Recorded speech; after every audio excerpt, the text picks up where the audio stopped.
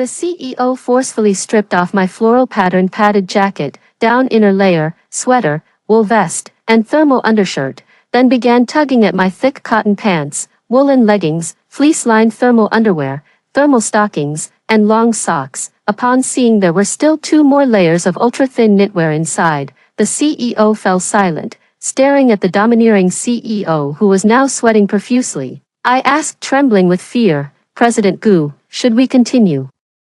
The domineering CEO Gu Size waved his hand and said, "You may leave." I seemed to have lost that impulse. I heaved a sigh of relief. The damn drug's effects had finally worn off. Then I scrambled away in panic, but not before putting on my floral patterned padded jacket, down vest, sweater, wool vest, thermal undershirt, thick cotton pants, woolen long johns, fleece-lined leggings, thermal stockings, and knee-high socks. 4 days ago, I transmigrated into this trashy novel titled, The Adorably Clueless Little Wife and the Overbearing CEO's Extreme Pampering. Fortunately, I'd read this trashy novel before and was quite familiar with its plot. Plus, I had a system to boot. Unfortunately, the system assigned me the task of conquering the domineering CEO. As long as I successfully conquer him, I can return to my original world. Holy shit, are you kidding me? Return to my original world? Hell no. I don't want to go back at all. In my original world, I was not only an orphan raised in a welfare institution since childhood but also born with a disability that left me unable to walk. But here, I'd become an ordinary girl named Hu Yuyu. Though my family is a bit poor, I'm dearly loved by both parents, and most importantly, I have all my limbs intact. I can run, jump, and cause all sorts of mischief. I absolutely refuse to go back. That's why I must ensure the domineering CEO Gu Size doesn't develop even the slightest bit of affection for me. But damn this godforsaken system, why should I follow your script? The plot I just went through was originally about a domineering CEO being drugged. When Sticky Note Girl Hu Yuyu accidentally enters his room, sparks fly, and things get indescribable. Fortunately, I'm quick-witted and remembered that besides that method to counteract the drug's effects, sweating could also help relieve it. So this absolutely brilliant Hu Yuyu wrapped herself in layer after layer of clothing until she looked like a giant zongzi. "Aren't you going to strip me? Work yourself to death." Leaving the domineering CEO's room, I hummed a tune, skipping along the way, feeling nothing but sunshine and boundless brightness in life. Little did I expect, at that very moment, the system emitted a beep notification sound. "Congratulations, host. Tyrant CEO Gu Size's favorability toward you has increased to 1%. I was shocked. What's going on? Impossible. The system must have made a mistake. Damn system, what's happening? The system's annoyingly smug voice chimed in. When Tyrant CEO Gu Size was pulling off your fleece-lined thermal pants, he was reminded of his long-departed grandmother and felt an inexplicable closeness to you. Hence the natural boost in favorability. Beep beep beep. The above censored sounds represent my furious cursing at this broken system and that damn domineering CEO. That's right, I cursed like a sailor, filthy dirty words. After returning home, I sat on the bed deep in thought when suddenly inspiration struck. A mischievous idea came to mind. Wait, no, a brilliant idea. In the original story, the reason Hu Yuyu caught the domineering CEO's attention wasn't just because they accidentally had physical relations. Most importantly, Hu Yuyu was honest and kind-hearted, always getting bullied at the company, which stirred up Guzi's overwhelming protective instincts. As for me, the new and improved Hu Yuyu, I'm neither honest nor kind-hearted, and I absolutely love stirring up trouble. Now that I've arrived in this fictional world, there's no way anyone's going to bully me. The only one doing any bullying around here will be me. Then as long as I go all out and strive to be myself, properly dealing with those workplace bullies who tormented the original host, that dog-blood CEO Gu Sija will surely not only fail to develop any affection for me, he'll probably detest me thoroughly. The more I thought about it, the happier I became, until I actually burst out laughing involuntarily. Hu Yuyu, a voice suddenly sounded behind me, nearly scaring me to death. That voice was unmistakable. The legendary deep, magnetic bubble voice. Such a Mary Sue voice naturally came from the domineering CEO Gu Size. At this moment, my eyes were as wide as copper bells. Oh my God, what's going on? President Gu, why are you in my house? Are you still under the effects of the medicine? Did you chase me all the way here? Isn't this too much? I exclaimed in shock, hearing my words. Goose Eyes actually blushed furiously. Stop it, what the hell are you blushing for? Don't turn red, ding, system notification. The domineering CEO's favorability has increased to 5%, E was shocked. System, detected that host's words made the domineering CEO recall his own impulsiveness and shame, heart rate rapidly accelerating, favorability increased. I said, this shit can actually make his heart race. Goosija couldn't possibly be a virgin. Shut up, fine, I am, don't tell anyone. Goose Eyes rushed forward, covering my mouth with his large hand, his eyes darting away. Ah, I'm dead. I fucking blurted out my thoughts. I freaking told the domineering CEO to his face that he's a virgin. Seeing the CEO's ears turn completely red, my heart sank into utter despair. Sure enough, the familiar notification sound chimed. System, beep, detected that the domineering CEO's favorability toward you has increased to 10%. Oh my gosh. You're seriously the fastest host I've ever seen at raising favorability. Me, beep beep beep. This is profanity, censored for you. I raised my eyes and shot the fiercest glare at the domineering CEO, determined to make it clear with my gaze, I'm not interested in you, buddy. The domineering CEO also looked at me. Wait a minute, something seems off. A gentle large hand covered my mouth, my breath warming his palm. Hot, warm, ticklish, our eyes met, close enough to see the fine hairs on each other's faces. Damn, no wonder he's the domineering CEO in novels. Those sharp brows and starry eyes, that tall nose bridge. Those thin lips, handsome, fucking handsome. I couldn't help but swallow hard. No way. Who you? Calm down, absolutely not. Right now, his face was flushed red, and all I could hear beside my ear was his noticeably quickened heartbeat. Plop, plop. Suddenly, I saw countless pink bubbles emerging behind the domineering CEO. Me, internally. System, what's going on? System, host, can't you tell? You've triggered the atmosphere effect. Haven't you read comics before? When the male and female leads gaze at each other in comics, pink bubbles or flowers appear as the background. I said, isn't this a novel? System, this novel has been adapted into a comic too.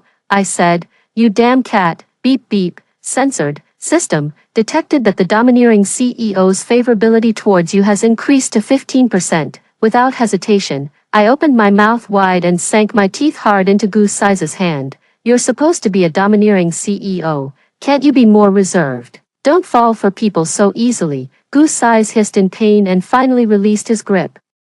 Those annoying pink bubbles in the background vanished at last. Thank goodness.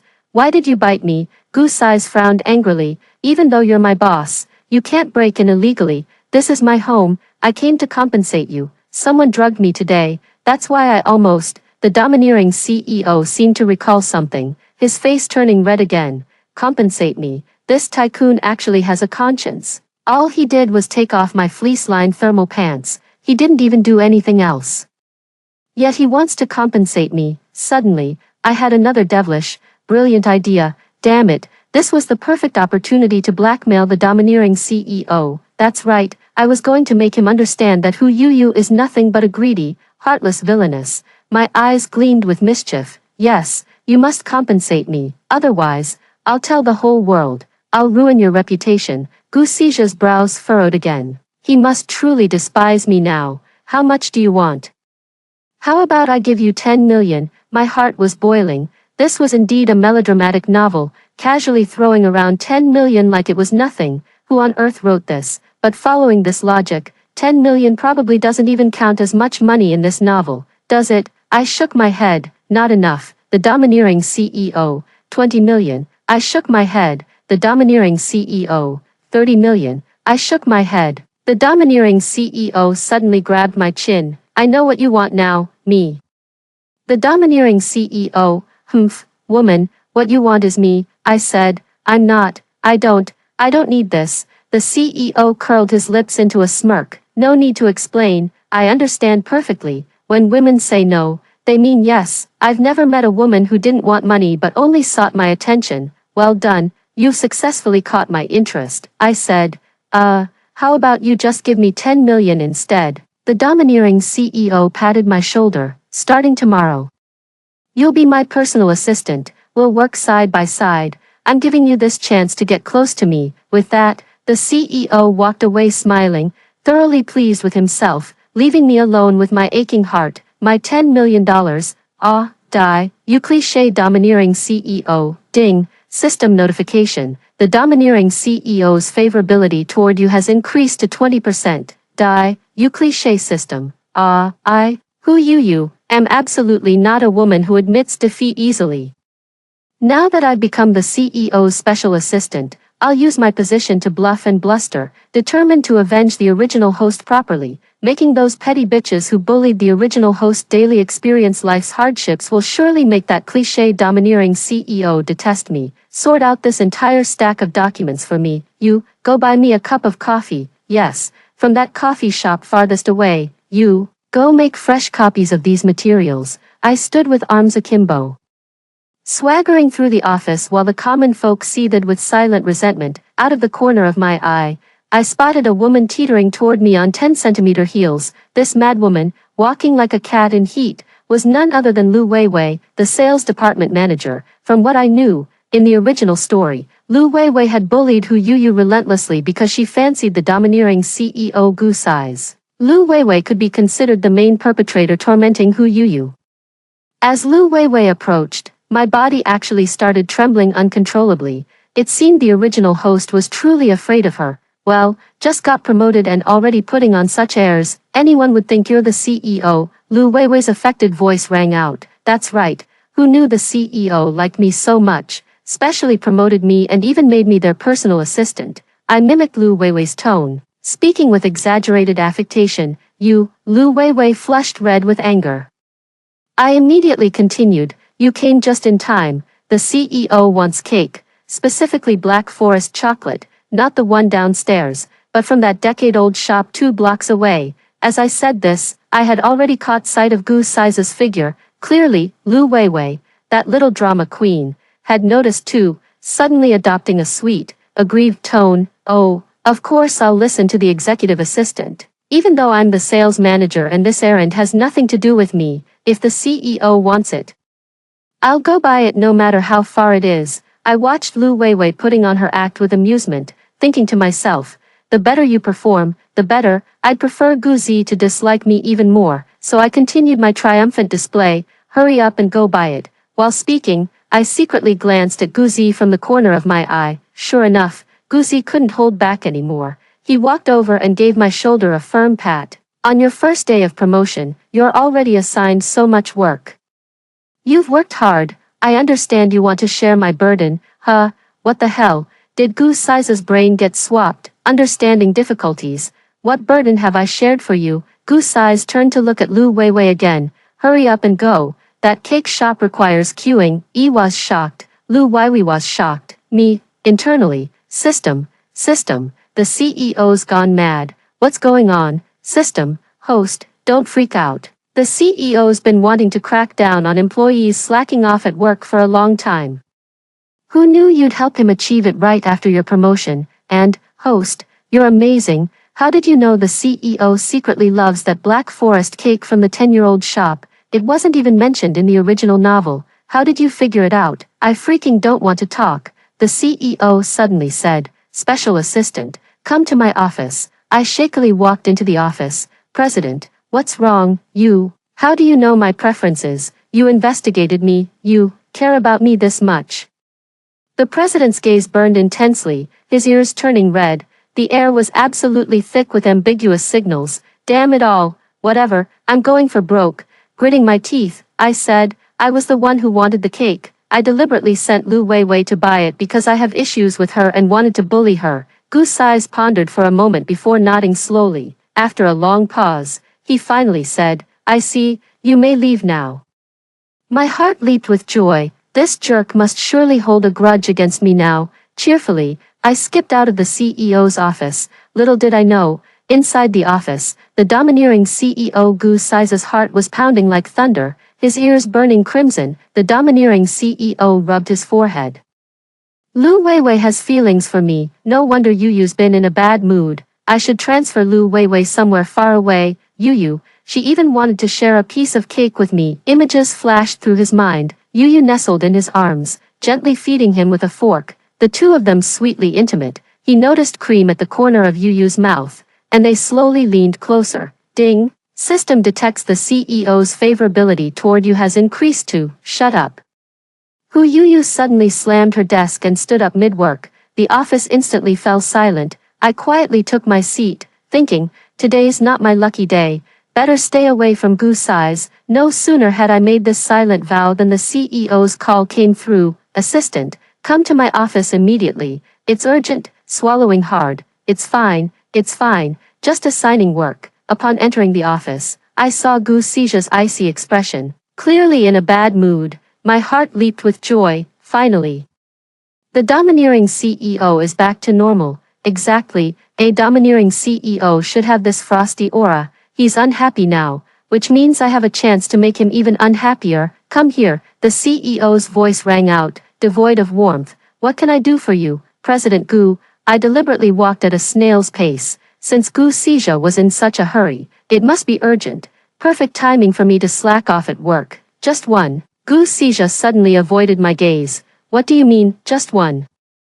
I glanced at Gu Zi's desk and noticed, amidst piles of documents, the most eye-catching item was an interview file. Suddenly, it all made sense. The plot had already progressed to this point. Isn't this interview file from the original story belonging to the deeply affectionate second female lead, Mo Bailu? When reading the original novel, she was my favorite character. Not only was she beautiful and wealthy, with top-notch professional skills, but she was also Gu Zi's childhood sweetheart who harbored profound feelings for him. I really couldn't understand what madness possessed the original author. How could such an amazing second female lead fail to capture even a shred of the domineering CEO's attention, while the utterly unremarkable female protagonist ended up as the ultimate winner in life? This is utterly ridiculous, according to the current plot.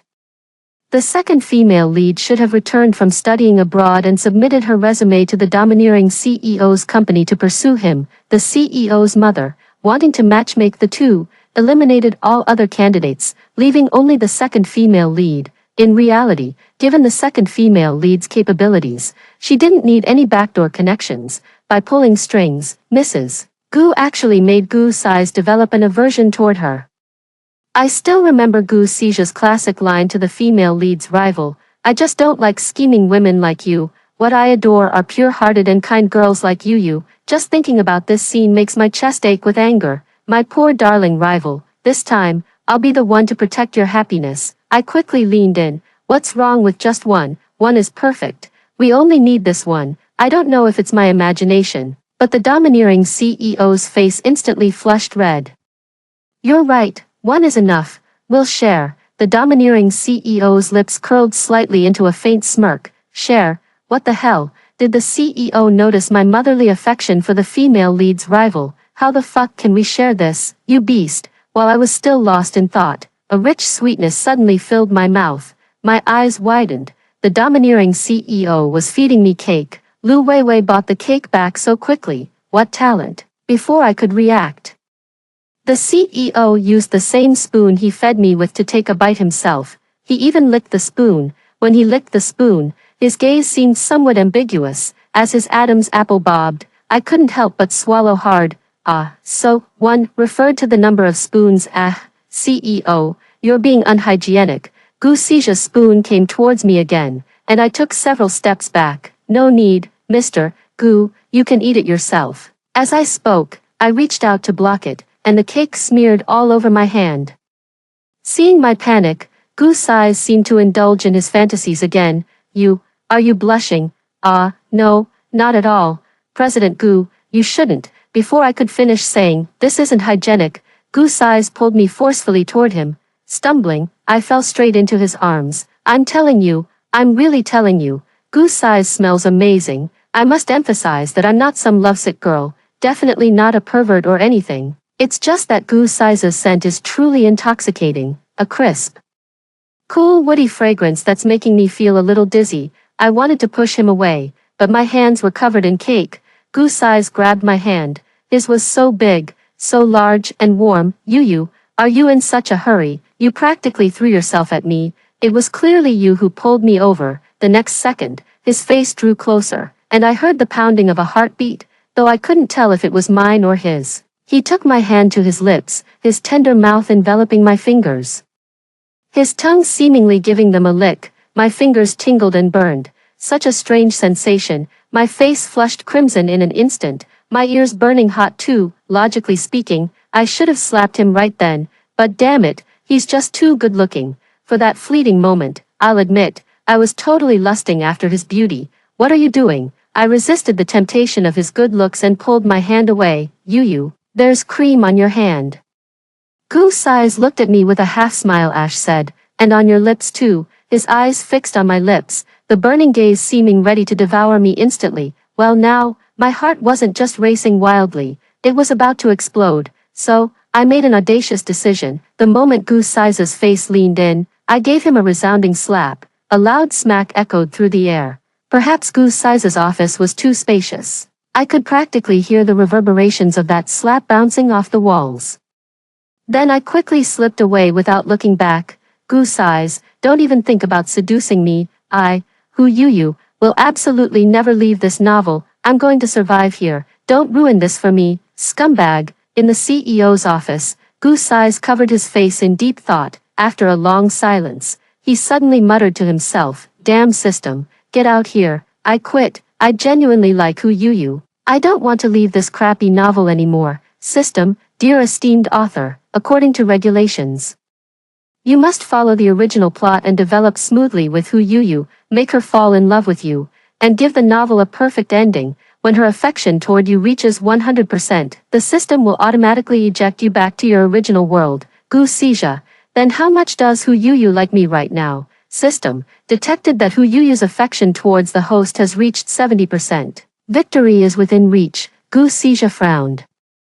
If Yu truly fell in love with him, he would have to leave. For the first time, he regretted abruptly changing the story's ending in the original world, separating the male and female leads, which had enraged fans. The resentment of those fans had somehow formed a new world and dragged him into it. And now, Goose Eyes has fallen in love with a character he created, becoming someone trapped within his own book. For several days in a row, I've felt irritable and gloomy, as if something were weighing heavily on my chest. The strangest thing is, whenever I'm idle, my thoughts inevitably drift back to Goose Eyes. I remember the warmth of his tongue when it touched my fingers, remembering his burning gaze, recalling the moment his large hand touched my lips. Damn it, it must be because I slapped him a few days ago. Afraid he'll seek revenge. That's definitely it, I thought, with his terrifyingly high pride as a domineering CEO. He'd come back to confront me immediately after I hit him, yet unexpectedly, the very next day, the domineering CEO went straight on a business trip. As Goose's personal executive assistant, I fucking didn't even receive any notice about his business trip. Those little bitches at the company are gossiping again. Mr. Goo went on a business trip without his executive assistant. Looks like the assistant has fallen out of favor. I heard he took that new beauty they just hired. You mean Mo Bailu? That genius designer newly recruited by the design department. Exactly. I heard Miss Mo is President Goo's childhood sweetheart. They're practically a match made in heaven. If you ask me, this isn't a business trip, it's practically a date. Mo Bailu, my heart skipped a beat. The female lead Mo Bailu went on a business trip with Goose Eyes. No way. In the original novel, Goose-Seja flew into a rage precisely because his mother helped the second female lead pull strings. What's going on? Has the plot derailed? Well, since they're together now, you can happily live out my life in this book's world. Tonight calls for a proper celebration. Yo, assistant Who, what are you crying about? What's wrong? So heartbroken over losing favor, that ugly woman Lu Weiwei suddenly popped up. Are you insane? You're the one crying. I wiped my face. What the hell? Why am I covered in tears? I frantically wiped my face. Damn it. Why do these tears keep coming the more I try to wipe them away? My heart feels so heavy, as if being tightly gripped by a hand. It must be the original owner, just like how my body trembles uncontrollably when seeing Lu Weiwei. The original owner liked Goose Eyes, that's why tears flow from my eyes. Yes, that's exactly it. After work, I rushed into the bar without stopping. It's okay, don't be sad, dear original owner, let me show you the world. What's the big deal about men? There are plenty more where that came from. what's that saying again? The cure for a broken heart is a new love. That being said, for some reason, none of the men in this bar seem appealing to me. This one has a handsome face, but his physique isn't great. That one has a good body, but he's too short. This tall, handsome guy with 8-pack abs has no taste. His outfit's hideous. Picking through the crowd at the bar, everything grew more tedious until I was just mindlessly drowning myself in drinks. In my old world, as someone disabled and chronically ill, I never even had the chance to visit places like this. See how happy I am now, sipping cocktails here, checking out men. None of these men were as good-looking as Goose Size. How handsome Goose Size was, those sculpted brows and eyes, those impossibly dark pupils, that upright posture, those pectoral muscles, that narrow waist. I couldn't help but swallow hard. I must be drunk. Why did the man storming toward me look so much like Goose Eyes? The man suddenly grabbed my hand. What the hell are you doing?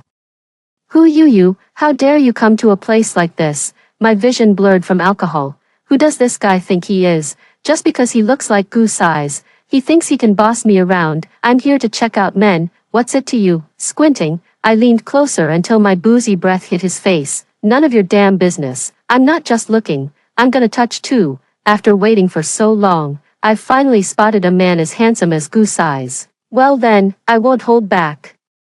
I reached out and grabbed his pectoral muscles. Damn, gotta say, they felt amazing. He raised an eyebrow. Woman, you're playing with fire. What's going on? This guy talks like some cheesy domineering CEO from a soap opera. I laughed, laughing so hard I swayed drunkenly, wrapping my arms around his neck and giving his ear a gentle nibble. What's wrong with lighting a fire? Not only will I light it, I'll set a damn blaze. His ears turned red. Ah, how familiar, just like Goose Seizure. Blushing so easily at the ears. Fine, you said it yourself. Don't come crying regret later. The man picked me up horizontally. I was deeply drunk, my whole body limp, completely at his mercy. He carried me to the car and reclined the seat. His warm breath fanned across my face as our body temperatures rose rapidly. Up close, he resembled Goose Eyes even more. Even his scent was similar, that cool woody fragrance. I wrapped my arms around his neck, nuzzling my nose against his nape. You smell so good. What cologne are you wearing? It's so fragrant. The man chuckled lightly. You little tease. Before I could defend myself, lips pressed against mine. So hot, so fragrant. The intoxicating scent completely enveloped me, its flavor lingering on my tongue. My lips are chapped, but I still want to keep smelling this scent. My clothes are torn too, but I still want to inhale this fragrance. A fire keeps churning relentlessly in my chest. Really, how strange this is. Suddenly, a voice echoed in my mind. Ding, system notification, your target's favorability toward you has increased to 90%. Target, what the hell is this? The moment my pants were tugged, the system notification startled me, instantly clearing my foggy mind. My eyes widened. Holy crap, how could this guy resemble Goose Eyes? Isn't he exactly Goose Eyes? Bang, without mercy, I slapped him again. Goose Eyes was completely stunned by my blows. Who are you? What's gotten into you? Addicted to fighting? I couldn't be bothered to explain. Pushing him away, I quickly threw on my clothes, zipped up my pants, and fled the scene. This is so mortifying. What was I thinking? We're in a car, for heaven's sake. Damn it. After I fled, Goose Eyes clenched his fists and muttered to himself. Who you? What should I do with you? I deliberately avoided you, but I just can't stand you going after other men. What should I do? Ding. System notification. Their affection toward you has reached 95%. Shut up. Goose Seizure in the car and I, who had just escaped, spoke in unison. For the next several days, I deliberately avoided Goose Seizure. I don't know if it was just my imagination, but Goose Seizure seemed to be avoiding me on purpose too. Sometimes, I even thought it might be nice if we could just maintain this distance, seeing him every day without getting too involved. This way, I wouldn't have to worry about completely winning him over, yet could still catch glimpses of him from afar. My own thoughts startled me. Oh no, there's something seriously wrong with me. Am I being assimilated by the original host? How do I feel? It seems like I'm starting to, like Goose Seizure. I went to the bathroom and splashed cold water on my face to sober up. Suddenly, the system beeped. Ding, system reminder. You must now complete the plot mission. The domineering CEO gets trapped in a dark room, and the delicate wife risks herself to save him. Original host must complete this plot without fail. My eyes widened. Wait a minute, this plot twist couldn't possibly be about the domineering CEO being tricked by Lu Weiwei and locked in the company's storage room. Lu Weiwei originally planned to stage a damsel saving the hero scenario, but she never expected to lock Hu Yuyu in there as well. So there they were, the domineering CEO and his delicate wife Hu Yuyu, alone together, in pitch darkness, sparks flying non-stop for 3 whole hours. After coming out of the dark room, the domineering CEO publicly announced Hu Yuyu's status. Damn, this is a crucial plot point that advances their relationship. Lost in thought, he suddenly heard the gentle voice of the second female lead, Mo Bailu. Do you need tissues? Your clothes are all wet. Ah, my female lead number 2, so beautiful. Gentle and adorable, even though she heard about the domineering CEO and Hu Yuyu's situation as soon as she joined the company, she harbored no hostility toward me. She only wanted fair competition. Thank you.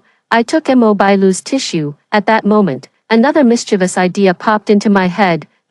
Just if, it hadn't been me locked in that dark room with the domineering CEO, but Mo Bailu instead, would the story have taken a different turn? With this realization, everything suddenly became clear to me. But the moment I stepped out of the restroom, I heard that Lu Weiwei had been transferred to a branch office by Gu Sai's. I was shocked. With Lu Weiwei gone, who's going to complete the mission of locking up the domineering CEO in the storeroom? How am I supposed to move forward with my storyline now? I frowned gloomily, pondering for days until finally arriving at the date when the domineering CEO in the original story was supposed to be locked in the dark room. At last, I came up with a solution. I would take Lu Weiwei's place in doing the bad deed. On this day, the domineering CEO suddenly received a message. President Gu, it's Hu Yuyu, I'm locked in the storage room. This message was originally sent by Lu Weiwei. If the CEO had been calm enough, he would have realized. Why would Hu Yuyu message him from an unfamiliar number?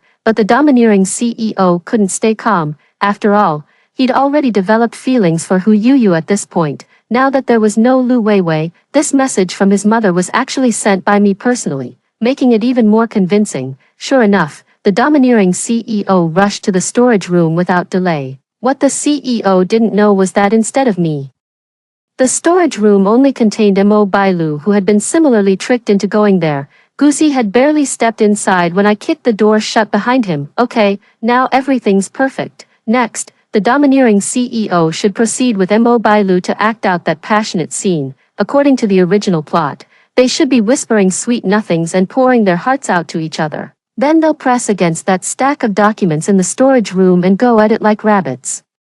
The dim lighting heightened their senses. For 3 full hours, they remained entangled, passion unquenched. What beasts? Was the original author some kind of animal? Why describe such things? My face feels a bit itchy, and when I wipe it, it's all tears. I'm so miserable. Damn it, Goose Eyes, you're not a man. Are you really going to follow this plotline with Mo Bailu? Then again, you're just a fictional character. Of course you have to follow the plot, but I'm so miserable. Goose Eyes, I'm so miserable. I leaned against the storage room door. It was so cold. The chill seemed to seep right into my bones. Suddenly, I felt weightless. The storage room door swung inward, and I fell backward, crashing into a solid chest. Goose Eyes groaned. Damn girl, you're heavy. I was shocked. President Gu, how did you open the door? Goose Eyes shook the key in his hand. This door opens from both sides. I have a key, I gasped. Where's Mo Bailu? I had someone call her away. Did you need her for something? Gu Sija looked at me with a faint smile, holding me tightly as his nose brushed against my face. You want to lock me in there with her? No, I didn't, I exclaimed in shock. Gu Sija pulled me inside, slammed the door shut, and tossed the key out the window. Ah, what are you doing, Gu Sija? Why did you throw the key away? Gu Sija's large hand caressed my face, his gaze locking onto me as he said, You're not Hu Yuyu. My heart pounded wildly, as if it might leap out of my throat. I turned my head away. President Gu, I don't know what you're talking about. Gu Sija's hand gently touched my ear again, his dark eyes seeming to draw me in. You're not Hu Yuyu. If you were Hu Yuyu, you wouldn't try to push me toward another woman. My ears were burning, and my voice trembled. President Gu, I really don't know what you're talking about. Gu Si's bit my ear, his breath hot against my neck. sending shivers down my spine. You know the plot, don't you? Then tell me. What did Hu Yu and Gu Sais do next in this storage room? My entire body trembled as scenes from the original novel's explicit descriptions flooded my mind. I'm going to explode. What's happening? Gu Sais turned my face towards him, gently caressing it as his face drew closer. I heard him whisper softly, "Didn't you want to follow the plot? Then let's begin." My lips were covered, my legs went weak. I couldn't stand at all. Gu Sais wrapped his arm around my waist, pulling me into his embrace. I tried to push him away, but he pinched my waist instead. I gasped aloud. My legs grew weaker still, but the sound that escaped was utterly suggestive. My face turned even redder. "Stop that!" Just as he was about to pull at my clothes, I finally surrendered and shouted, all right, I'm not Hu Yu. Stop your hands, and your mouth too." Guzi laughed aloud, his eyes sparkling like a galaxy of stars. "Finally caught you, now tell me your name." I nervously clutched my sleeve. Oh my goodness, I must be the most undignified transmigrator ever. What if the male lead discovers my identity? I swallowed hard. I'm really not Hu Yu. In my original world, I was an orphan with disabilities who grew up in an orphanage. The director named me Fusheng, Fu from orphanage, but coincidentally, my nickname happened to be Little Yuzi. I know this sounds absurd, but actually, this is a book's world, and you're my target too.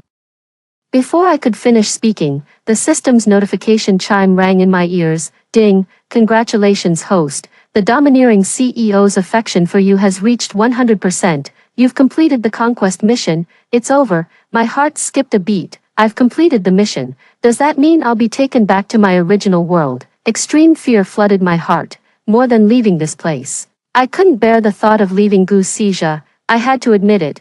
I liked him. I held Gu Sija tightly in my arms, wanting to confess my feelings to him before leaving. "Gu Sija, I like you. I really like you. I'm sorry for making you like me. I'm sorry I have to leave. I'm sorry." Gu Sija hugged me back just as tightly, and I could hear the powerful beating of his heart resonating through his chest. His soft laughter came from above me. "Silly girl, we'll meet again, no matter where you are, no matter who you are, no matter your physical condition. I'll come find you. Remember my name, I'm Gu Sija. And my pen name is White Egret Gentleman." Then, my mind was in complete chaos, as if my body were weightless. When I opened my eyes, it felt like waking from a deep dream. "I'm back." I climbed out of bed, but my legs had no strength. I couldn't walk. I had returned to the original world. A book lay quietly on the table. Yes, it was that very same melodramatic novel. Tears streamed down my face as I flipped through the novel. "Gu Sais, will I never see you again?" Suddenly, I noticed the author's name on the cover, White Egret Gentleman. That voice echoed in my mind. "We'll meet again. Remember my pen name, White Egret Gentleman." Just then, someone forcefully pushed the door open, and my eyes widened in shock. The heart was pounding fiercely. It was him. After hearing the first story above, what are your thoughts? Feel free to share your opinions in the comments section. Next, there is another similar story. Let's continue to see. To make room for my sugar daddy's white moonlight, I very considerately scheduled a painless abortion. Just as I was about to swallow the preoperative pills, a tiny milky voice suddenly exploded in my head. "Mom, don't swallow it. This is a new account. Don't get it banned. Your dad is that Beijing Circle's crown prince, the ultimate simp. I'm the only seedling in this entire book. He's got terminal weak sperm syndrome. Besides me, he'll never produce another tadpole in his lifetime. You gave birth to me, Mom. Later, those hundreds of billions in family assets will all be ours. Let him have his tortured love story with the female lead. We'll bury them alive with our money." My hand holding the water glass froze midair. Hundreds of billions in family assets. The only seed. I tossed the pill into the trash and absently rubbed my stomach. "Kid, you should have told me sooner. Let's go claim your throne then. My name is Jiang Yu. And for 3 years I've been the caged songbird of Fu Myukan, the crown prince of Beijing's elite circles. Everyone in our circle says I'm lucky, that I was born with a face strikingly similar to Su Zhen's. Who is Su Zhen? She's the white moonlight shining brightest in Fu Myukan's heart. 3 years ago when she went abroad chasing her dreams, Fu Myukan found me, her replacement, here at home. For these 3 years, I've diligently played my role as the gentle and considerate stand-in, taking money to do my job without ever crossing boundaries, until this morning, Fu Mukin threw me a black card and said coldly, "She's back, move out." Fine, professionalism I still have. I packed up my things briskly, stopping by the hospital to take care of that little accident in my belly. Who would have thought this accident would turn out to be a spoiler monster? Sitting in the taxi back to the villa, I was still processing that voice in my head. "Mom, you're sitting wrong, you're squishing me." That milky little voice piped up again. I instinctively straightened my back, silently thinking, "Who are you?" "I'm your son. In my past life, you aborted me before I was born. This time, I've come back with a system." "Mom, listen to me. Fu Mukin is just a tragic second male lead in this novel. The female lead Sujin doesn't love him at all. She just uses him as an ATM and backup. The male lead is Fu Mukin's illegitimate younger brother. The most important thing is, Fu Mukin injured himself racing cars in his youth. That's oligospermia. The odds of conception are lower than winning the lottery. I'm the one rare pearl he'll ever have in this lifetime." I gasped sharply. Fu Mukin looked tall and imposing, radiating the energy of someone who could go 7 rounds a night. Yet, he couldn't perform. He really can't. The little one in my mind declared solemnly. Even the doctors gave him a death sentence. He's lost all hope himself. "Mom, think about it. When he finds out Sujin ran off with someone else someday and looks back, there'll only be us mother and child left. Won't all that unimaginable wealth fall right into our laps then?" "That makes sense. That makes perfect sense. This isn't pregnancy. She's carrying a gold mine." Returning to the hillside villa, Fu Mukin was sitting on the sofa the moment I stepped inside. That face was indeed handsome. Arched brows like swords, starry eyes, and a tall, straight-nosed bridge. Right now, he was frowning at his phone, probably waiting for Sujin's message. In the past, I would have timidly stood to the side, but now, the way I looked at him had changed. This wasn't some sugar daddy. This was my resilient little money-delivering angel. "Why are you only coming back now?" Fu Mukin glanced up at me, his tone impatient. "Have you packed your things yet?" I changed into slippers, steeling myself. According to the original plan, I should have taken the money and left by now. But for billions in family assets, the script needs rewriting. I hadn't even opened my mouth when the little voice in my head suddenly screamed, "Mom, ignore him. He just transferred 50 million to Sujin to buy jewelry. What a spendthrift. Quick, play dead, fake a fall, collapse right in front of him." I was speechless. Though this trick is corny, it's genuinely effective. Supporting my forehead, I swayed slightly before collapsing limply onto the carpet. "Jiang Yu." Fu Mukin froze momentarily. Instinctively reaching out to catch me, the man's crisp cedar scent wafted into my nostrils. "Quite pleasant actually. What's wrong with you?" His frown deepened, though his tone remained cold. His grip didn't loosen. I weakly opened my eyes, my eyelids instantly reddening. "Mukin, I feel dizzy. Might be low blood sugar." "Bravo, Mom. The Oscars owe you a golden statuette for this performance. Tell him now that you don't want to leave.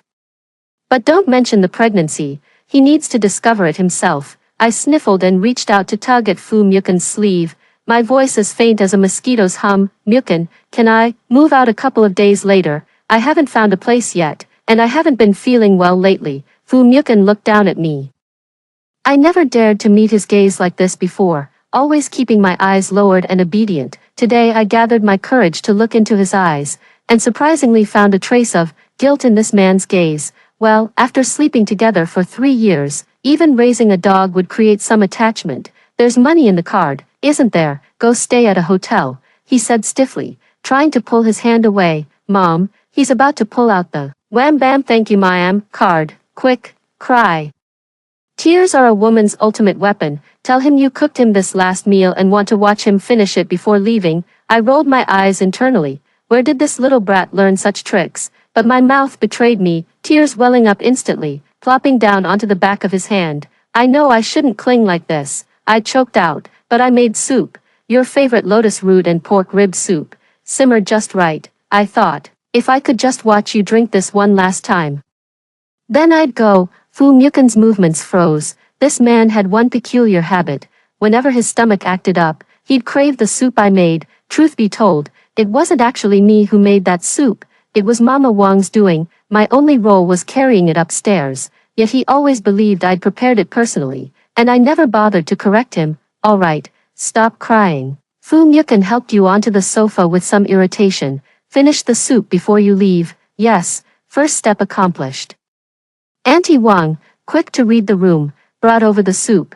Fu Mukan sat at the dining table, elegantly sipping his soup. I sat across from him, chin resting on my hands, gazing at him with deep affection, though truthfully, I was just eyeing his outfit, that watch on his wrist, 3 million, that shirt he's wearing is haute couture. This is all my son's money, Mom, look at how he's drinking his soup. Doesn't he look like a fattened lamb ready for slaughter? I suppressed my laughter. Don't talk nonsense, that's your own father. What's wrong with my biological father? If he dares to leave the family fortune to that green tea bitch Su Zhen, I'll uphold justice at the expense of kinship. Just as he was drinking, Fu Mukan's phone rang, the special notification tone. No need to guess.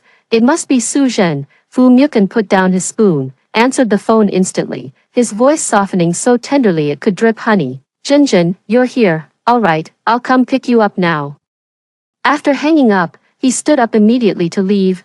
Mukan, I rose to my feet as well. I've got urgent business. Finish your meal alone. Without even glancing at me, he grabbed his car keys and headed for the door. Alert, alert. Su Zhen had no one picking her up at the airport. She deliberately tricked my dad into going, and the male lead is at the airport too. If dad goes, he'll just be a total fool. Watching those two embrace in the rain while he gets drenched. Mom, you can't let him go. If he does, he'll come back with a cold and fever, and then he'll give Su Zhen that plot of land in the South District just to appease her. That land will be worth 20 billion in the future. What, 20 billion? That's my son's milk powder money. I absolutely can't let this spendthrift give it away. Seeing Fu Mukan already walking to the entrance hall to change shoes, I acted impulsively and rushed straight over. Mukan, don't go. I wrapped my arms tightly around his waist from behind. Fu Mukan stiffened instantly, his voice turning cold. Jiangyu, let go, remember your place. I won't. I clung desperately to his waist, pressing my face against the expensive fabric of his suit. It's raining outside, the roads are slippery. I had a nightmare that you were in a car accident. I'm so scared. Fu Mukan was clearly stunned by my sudden outburst of madness. The Jiangyu of the past was so sensible she might as well have been invisible. She would never have made such unreasonable demands. He forcefully pried my hands away and turned to look at me, his eyes icy cold. Jiangyu, do you think I've been too indulgent with you normally? To keep me here, you'd even make up such lies. I'm not lying. I lifted my head, tears welling up in my eyes. I really feel panicked. Could you please not go? Just stay with me for 10 minutes. No. Even 5 minutes would do. At that very moment, a sudden bolt of lightning struck outside the window. Boom. Immediately after, torrential rain pounded against the glass. Fu Mukan's phone rang again. He looked down and saw a WeChat photo sent by Su Zhen. It was a selfie of her in front of the airport floor-to-ceiling windows, with a tall man draping a suit jacket over her shoulders in the background. That was his younger brother. Fu Mukan's face instantly darkened like the bottom of a pot. His fingers gripping the phone turned white at the knuckles, veins bulging. See, I told you, the little voice in his head gloated. The male lead has already beaten you to it. Su Zhen is sending photos to provoke dad, trying to make him jealous. Mom, quick, while he's heartbroken, give him warmth, give him love, seize control of him. Watching Fu Mukan's utterly devastated expression, I clicked my tongue twice in my heart. What a pitiful simp, truly heartbreaking to witness. I cautiously reached out and gently tugged at the corner of his clothes. Mukan, look, it's raining so heavily, driving would be difficult. I softened my voice. Besides, she already has company. Wouldn't you just be superfluous if you went? Fu Mukan suddenly turned to look at me, his gaze sharp as a blade. You saw? I hunched my shoulders. No, I was just guessing. He took a deep breath, tossed his phone onto the entryway cabinet, tugged at his tie, and stormed back to the living room with palpable irritation before plopping down on the sofa. Bring me a drink, he said coldly. Great, drowning your sorrows in alcohol, huh? As long as you're not going out to throw money away, what's wrong with having a drink? I went to the liquor cabinet and took out his most expensive bottle of red wine, pouring him a glass. Fu Mukan threw his head back and downed it in one gulp, his Adam's apple bobbing. Exuding a decadent yet strangely alluring sense of brokenness, I obediently sat beside him pouring his wine. Drink up, the drunker you get, the easier this'll be. After several cups of wine, Fu Mukan's gaze grew hazy, He turned to look at me, suddenly reaching out to grip my chin, his thumb stroking my cheek. Jiang Yu, his voice was hoarse. Why aren't you more like her? I was speechless. Dude, if I were like her, I'd be the one stringing you along at the airport right now. Why would she do this to me? He muttered to himself, the corners of his eyes turning red. I gave her everything, yet she still chose Fu Zhe. Mom, the opportunity has come. Quick, ask him since Su Zhen doesn't want him, who's going to inherit those billions? Me, kid, have you fallen into a money pit? Asking that now would get us thrown out. Mu Chen, don't be sad. I sighed and decided to take the compassionate approach. Her loss for not knowing how to cherish you. Someone will come along who'll adore you completely. For example, your son. Fu Mukan scoffed and released my chin. Your heart and eyes are full of me, more like you're after my money. At least he's self-aware. What's wrong with wanting money? I muttered under my breath. Wanting money means wanting the money you earned, which basically means wanting you.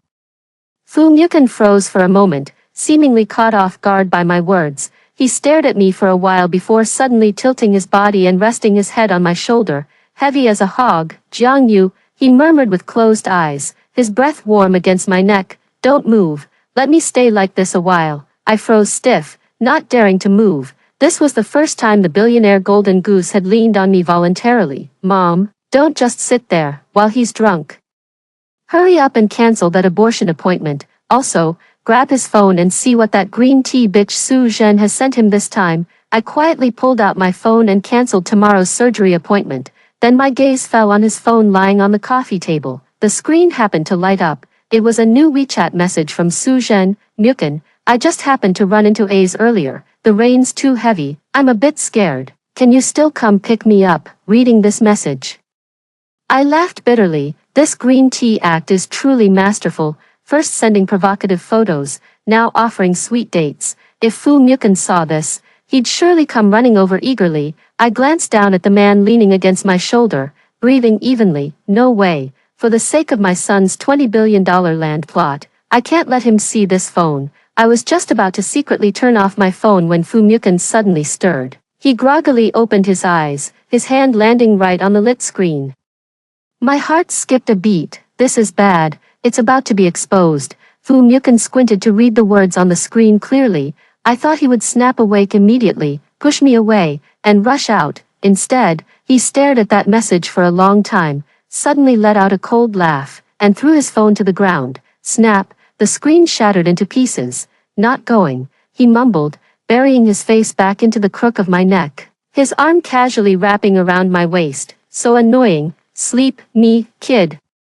Holy shit, my dad's actually grown a spine. He actually rejected the female lead. The plot's gone off the rails. Mom, you've done great. Quick, help him upstairs. Tonight we'll make sure this cooked rice stays in the pot. No wait, the rice is already cooked. We're gonna weld this pot shut. I exerted every ounce of strength I had to haul this venerable Buddha into the bedroom. I had just thrown him onto the bed and was about to take off his shoes when Fu Mukan suddenly reached out and pulled me, losing my balance. I fell right on top of him. Our faces were now mere inches apart. His eyes, which had been hazy with drunkenness moments before, now seemed unexpectedly profound. He stared at my belly and suddenly blurted out, Jiang Yu, have you gained weight recently? My heart skipped a beat. No way. Can you tell after just 1 month? And no, not really. I stammered in denial. Maybe I've just been eating too much lately. Fu Mukan's large hand slowly moved downward and came to rest on my lower abdomen. That scorching touch made my whole body tense up. He pressed lightly, his brows slightly furrowed. Here, why does it feel hard? Mom, he's touching me. He's touching this young master. Quick, say it's bloating. Don't slip up. Just as I was searching for an excuse, Fu Mukan suddenly leaned close to my ear. His voice deep and dangerous. Jiang Yu. What did you mean by that abortion appointment you just made in the car? My mind exploded with a deafening roar. He knew. How did he find out? Could he also hear the baby's thoughts? I stiffly raised my head, meeting his eyes that held a hint of amusement. Since you're carrying my seed, his fingertip lightly traced my lips. Why didn't you tell me? Planning to run away with my heir. Before I could react, the baby in my mind let out a sharp, piercing scream. It's over, Mom. I think Dad can hear me too. The air was deathly still. Fu Mukan and I stared at each other wide-eyed. while the little rascal in my head kept blabbering on without a care. Mom, why aren't you saying anything? Are you scared speechless? Hurry, kiss him, shut him up, just kiss him senseless, and he'll forget all about this. I stared at Fu Mukin's half-smiling face, feeling 10,000 alpacas stampeding through my heart. Kiss my ass. Kissing him now would be asking for death. Fu Mukin's hand still rested on my lower abdomen, his palms scorching hot, burning me until my whole body trembled. What's wrong? He raised an eyebrow, his voice deep as a cello. Afraid to admit it, I swallowed hard, deciding to play dumb to the end. Mukin, are you drunk? What seed? What air? I don't understand. Humph. Fu Mukin let out a cold laugh, then suddenly leaned down, pressing his forehead against mine, close enough that I could count his eyelashes. Jiang Yu. Do I need to repeat myself? He stared into my eyes, enunciating each word clearly. Just now, a voice said I'm the devoted second male lead, a simp, and also, suffering from severe oligospermia. Holy shit, confirmed. Mom, run. He can really hear it. That damn man is so sneaky. He actually eavesdropped on our mother-son private talk. I closed my eyes in despair. It's over. All is lost. Since I couldn't keep pretending anymore, I hardened my heart and simply gave up. If you heard, then you heard. I pushed his hand away, sat up straight, and smoothed my disheveled hair. Since you already know, let's lay all our cards on the table. The child is yours, but I'm not trying to trap you. Su Zhen is back, so I should step aside and make way for someone better. I was planning to abort this child anyway, to spare you the trouble. Fu Mukin narrowed his eyes, the air around him instantly dropping several degrees colder. Abort. He repeated the word. His tone so dangerous it seemed he might devour someone alive. My child, and you think you can just abort it? Exactly, Mom. Stand your ground. The baby in your belly is the heir to billions. Dad, you too, even though you're a simp, you're still a domineering CEO. Could you tone down the aggression? You're scaring Mom. Be careful or I'll pull your oxygen tube when I'm born. Fu Mukin's lips twitched violently. He took a deep breath, visibly struggling to suppress his rage. Jiang Yu. Starting today, you're not allowed to go anywhere. He stood up, looking down at me from his height. Stay in the villa and focus on your pregnancy. As for Su Zhen, he paused, a flicker of complexity flashing through his eyes. See, still can't forget his old flame. What a scumbag. Fu Mukin's temple twitched as he ground his teeth and said. As for Su Zhen, I'll deal with her. With that, he turned and strode into the bathroom, listening to the sound of running water coming from inside. I collapsed limply onto the bed. What kind of mess was this? I originally planned to take the money and run, but now I'm stuck here. Mom, since we're here, we might as well settle in. The kid actually has a positive attitude. Think about it. Since Fu Mukin knows I'm his only heir, he'll definitely treat me like royalty. We'll live lavishly here. And once he's done tormenting the female lead, we'll take over the family fortune. I sighed. Silly boy, the wealthy families aren't that easy to blend into. Early the next morning, I was lured awake by a tantalizing aroma. Going downstairs, I saw Fu Mukin actually sitting at the dining table with a newspaper in hand, surrounded by an array of breakfast dishes, crystal shrimp dumplings, century egg and lean pork congee. Bird's nest, it's practically a royal feast. Awake. He set down the newspaper and glanced at me. Come eat. I sat down, feeling flattered beyond measure. Such treatment was something I'd never dared to dream of before. Just as I picked up my chopsticks, the doorbell suddenly rang. Auntie Wang went to answer it, and immediately afterward, a sweet, delicate voice floated in. Mukin, are you home? I brought you breakfast. Su Zhen. She was wearing a white dress with her long hair cascading over her shoulders. Carrying an exquisite thermal lunchbox in her hand, her steps were as delicate as willow branches swaying in the wind. Utterly pitiable and charming. Alert. Code red. Green tea bitch incoming. Mom, look at her face. Her foundation is thicker than a city wall, and those dark circles are drawn on. Who's she trying to fool with that pitiful act? I lowered my head to sip my porridge, pretending not to see. Fu Mukin didn't move either, merely giving her a faint glance. What brings you here? Su Zhen's eyes reddened as she placed the thermal lunchbox on the table. Mukin, I was wrong yesterday. I shouldn't have angered you like that. I know you still care about me deep down, so I specially made this porridge to apologize. As she spoke, she reached to lift the lid of the insulated container. Ugh, that's leftover porridge from yesterday. She bought it from a street stall. I can already smell it's gone sour. Dad, whatever you do, don't drink it.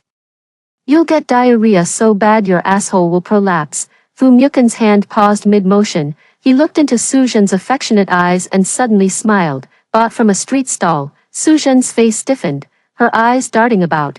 How could that be? I got up early to make this myself. Simmered it for 3 whole hours. Oh really? Fu Myukin leaned back in his chair with a faint smile. That manicure of yours must be quite durable. 3 hours of cooking porridge. And not a single gem fell off. Suzhen instinctively hid her hands behind her back. Myukin, what do you mean? You don't believe me? Her tears came on cue. Her acting skills were far superior to mine. I just don't want to drink spoiled porridge, Fu Myukin said coldly. Take it away. Suzhen stared at him in disbelief, as if she didn't recognize the man before her. The Fu Myukin of old would have obeyed her every whim, even if she'd asked for stars from the sky. He would have found a way to pluck them down. What's going on now? She bit her lip, her gaze suddenly landing on me. Jiangyu, why are you still here? Her eyes instantly turned sharp. Didn't Muchen tell you to move out? I was just about to speak when the little one in my head exploded again. Mom, clap back. Tell her you're the lady of this house, carrying the future crown prince in your belly. Wait, don't mention the pregnancy. Make her jealous first, drive her crazy. I put down my spoon, grabbed a tissue to wipe my mouth, and flashed Suzhen a sweet smile. Miss Su, Myukin was drunk yesterday and couldn't be left alone. I only stayed reluctantly because I had to take care of him. You, Suzhen's face turned livid with anger. You're just a substitute. Have you no shame? Shame? I touched my own face. This face is all I need. After all, isn't this the face Myukin likes most? Suzhen trembled with rage as she turned to Fu Myukin. Myukin, are you just going to let her humiliate me like this? Fu Myukin leisurely peeled a boiled egg and placed it in my bowl. Eat the egg. Good for your brain. Only then did he glance at Suzhen, his tone indifferent. Was she wrong? Since you've been gone for 3 years, there's no place left for you here. Suzhen felt as if struck by lightning. She staggered back 2 steps, tears falling in large drops. Fine, Fu Myukin, don't you dare regret this. With that, she covered her face and ran out crying. Awesome, so satisfying. That slapdown deserves full marks. Dad, well done. I've got high hopes for you. I'll give you 10% of my inheritance for your retirement. Fu Myukin's lips twitched as he stuffed the peeled egg into my mouth. Shut up, eat your meal. Suzhen's tantrum didn't end there. In the following days, she kept stirring up trouble in various ways. One moment she'd post on social media about being sick.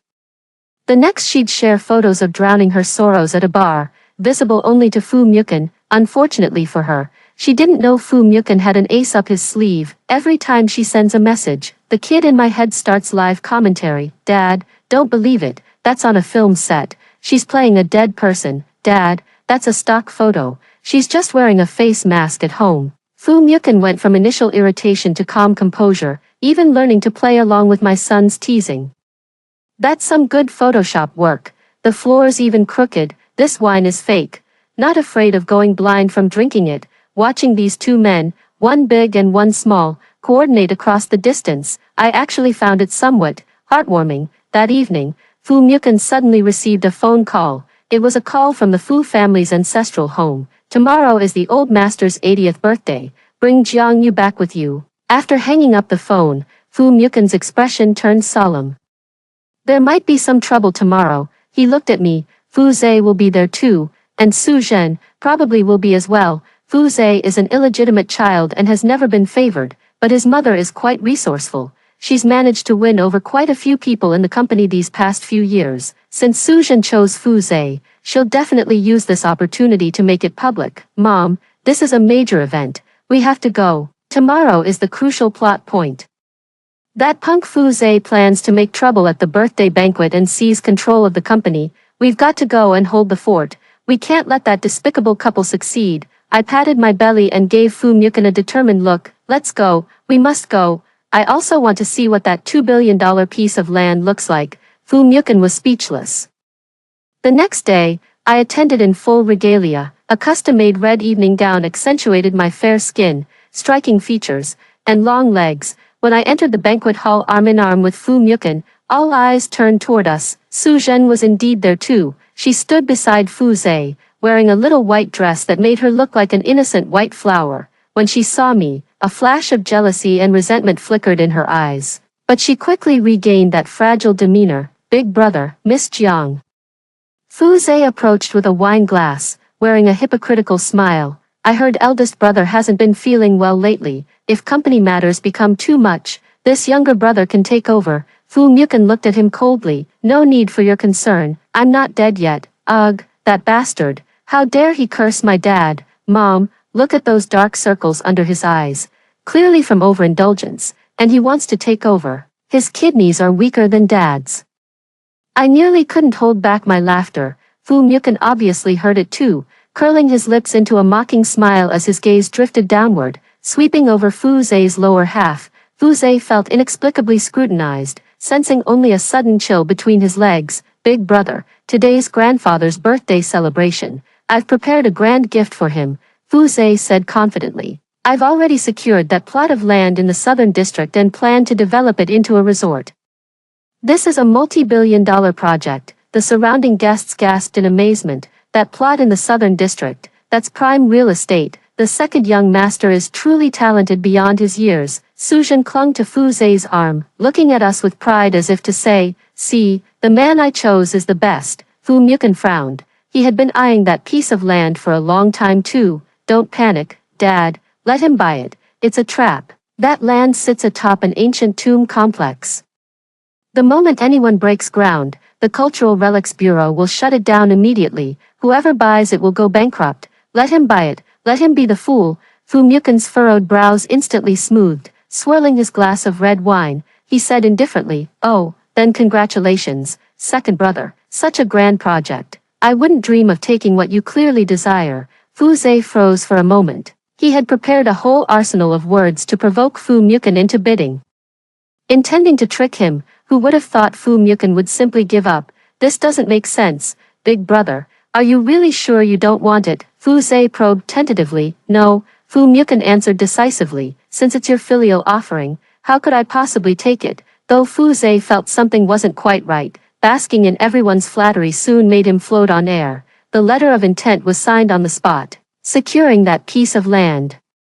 Su Zhen was even more pleased with herself. She leaned in close and whispered to me, Jiang Yu, see that? This is Zhe's capability. Sticking with Fu Mukan, you'll always just be an unmentionable stand-in. I looked at her with pity. Miss Su, I wish you both happy digging. I hope you'll still be this happy when we dig out the Zongzi later. The birthday banquet reached its climax halfway through. The old master sat at the head seat, receiving birthday greetings from his descendants.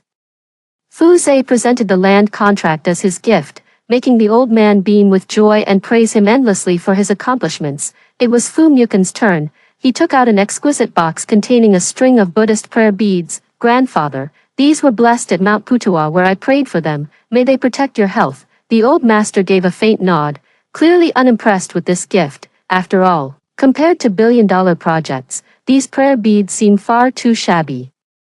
Su Zhen chimed in sarcastically from the side. Mu Chen, aren't you being too perfunctory? You're giving Grandpa this for his birthday. Fu Mukan ignored her. Just then, I suddenly felt a sharp pain in my abdomen. Ugh, I clutched my stomach, unable to suppress a groan. Fu Mukan's expression changed instantly as he immediately steadied me. What's wrong, Mom? Don't be scared. The baby's just stretching. They kicked you. This is a perfect opportunity. Quick.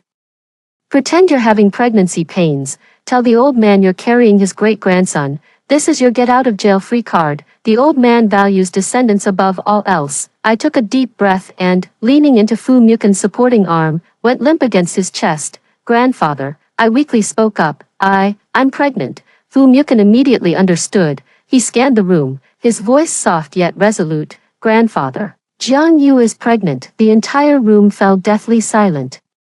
Even the walnut's old master had been rolling in his palms stopped moving. What did you say? The old master trembled as he stood up. Pregnant, yes. Fu Mukan gripped my hand tightly. It's already been 2 months. Impossible. Fu Zhe was the first to jump up. Elder brother, weren't you supposed to be incapable in that area? As soon as these words were spoken, the entire room erupted in uproar. Fu Mukan's impotence was supposedly a secret within their circle. Yet whispers about it circulated nonetheless. Suzhen turned deathly pale. Mukin, how could you lie to Grandpa about something like this? There's no way Jiang Yu is pregnant. She's just faking it. Whether it's fake or not, we'll know once we call the doctor. Fu Mukin remained utterly composed. The Fu family had their private physician present, who immediately came forward to take my pulse. After a few minutes, the doctor clasped his hands with evident delight. Congratulations. Old master, truly congratulations. It is indeed the pulse of pregnancy, and the pulse is strong. It's going to be a big, healthy boy. The old master was so excited his beard trembled. Good, good, good. He repeatedly uttered 3 good s, reward, a generous reward. He pushed aside the contract Fu Zhe handed him and grabbed my hand with extraordinary warmth. My girl, from now on you'll be Fu family's greatest benefactor. Whatever you want, just tell Grandpa. Fu Zhe and Suzhen stood aside, their faces dark as the bottom of a pot. We won this round completely. Yay, we won. That coordination was absolutely perfect. Mom, look at that card Grandpa gave us.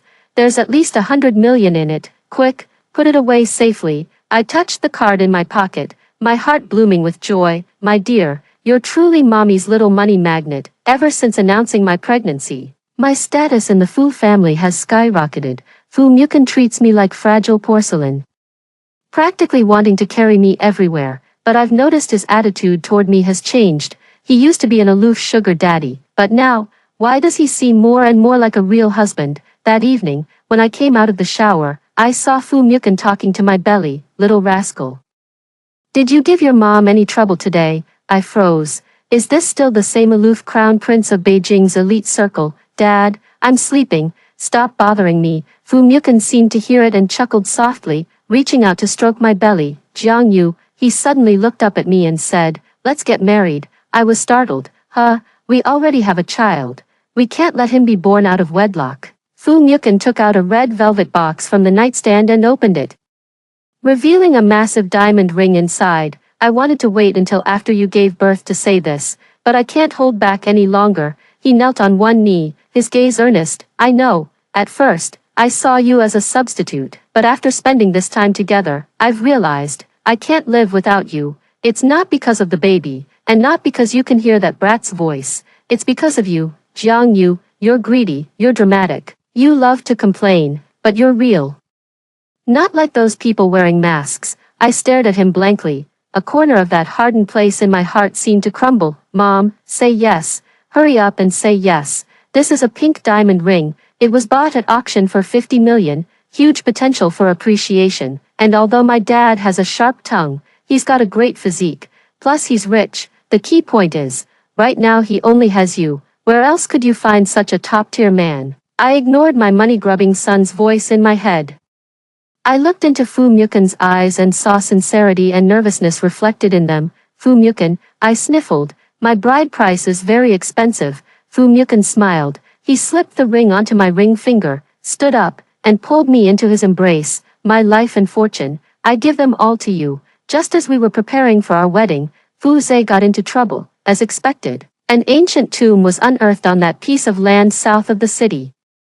And not just any tomb, it turned out to be an imperial mausoleum. The Cultural Relics Bureau immediately sealed off the site overnight, and the project was abruptly halted. Fu Zhe's investment of tens of billions went down the drain, the capital chain broke, banks demanded repayment, and shareholders withdrew their stakes. Overnight, Fu Zhe went from being the illustrious second young master to a rat scurrying across the street. Seeing the situation turn dire, Suzhen tried to abscond with Fu Zhe's last remaining cash but was caught by him. The two got into a physical fight at the airport, trending on social media. Watching the news footage of their sorry state, I shook my head. The wicked will get their due punishment. TSK TSK TSK. This is what happens when you don't listen to elders' advice. Suffering right before your eyes. I told you it was a trap, but you had to jump right in. Fu Mukin turned off the TV and peeled an orange to feed me. Stop watching. It's disgusting. By the way, the doctor said the due date is next week. Have we got everything ready? I've been ready for ages. I rubbed my round belly. This little one's been much quieter lately. Saving up energy, maybe. No sooner had I spoken than a sharp pain shot through my stomach. Ow! I clutched my stomach as cold sweat broke out instantly. What's wrong? Fu Mukin's face turned pale with alarm. Mom, I'm coming out. Hurry, to the hospital. I'm gonna be the cutest baby in the world. Make sure to get the hottest doctor for delivery. After a chaotic flurry of activity, I was wheeled into the delivery room. Fu Mukin insisted on coming in for the birth. Looking at his face that had turned even paler than mine, I worried he might faint. Mukin, maybe you should wait outside. No, he gripped my hand tightly, his voice trembling. I'll stay with you. Several hours later, with a loud cry, a tiny bundle of flesh came into the world. Congratulations, President Fu, it's a baby boy. The nurse brought the baby over. Fu Mukin glanced at it and frowned disdainfully. Why is it so ugly? Looks like a monkey. Damn it, who are you calling ugly? You're the ugly one. Your whole family is ugly. I'm just not fully grown yet. Wait till the swelling goes down in a few days. I'll have thousands of girls swooning over me. That familiar milky voice rang out again, only this time, it came from that little chubby bundle.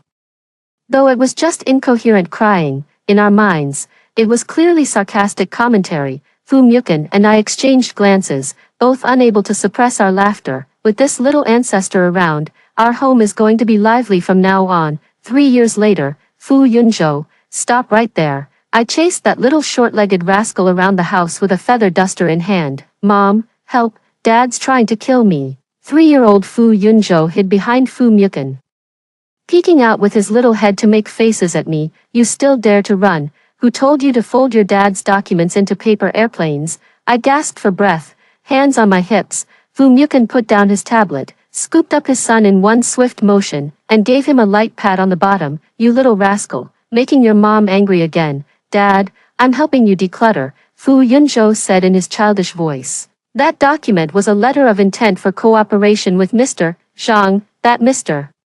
Zhang is going bankrupt next week. Signing it would just mean losing money. Fu Mukin froze. How do you know that? Fu Yunzhou pointed to his head. The system told me. That's right, this guy's system is still there, though not as chatty as when it was in his belly. It still occasionally drops some crucial information. Thanks to his sons, spoilers, Fu Mukin has been unstoppable in the business world these years, multiplying his fortune several times over.